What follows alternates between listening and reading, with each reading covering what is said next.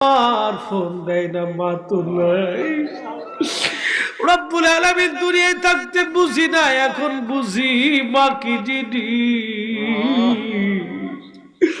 এখন বুঝি মা কি জিনিস।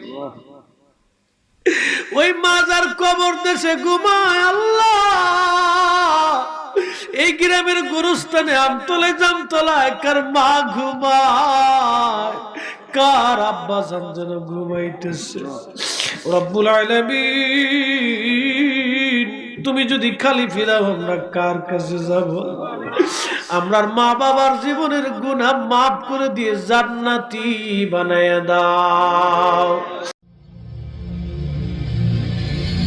আরএসবিডি মিডিয়া।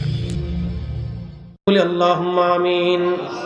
এখানে তোমার প্রিয় নবীজির কলিজার টুকরা অনেক আশিকের রাসূলরা বসে রয়েছে।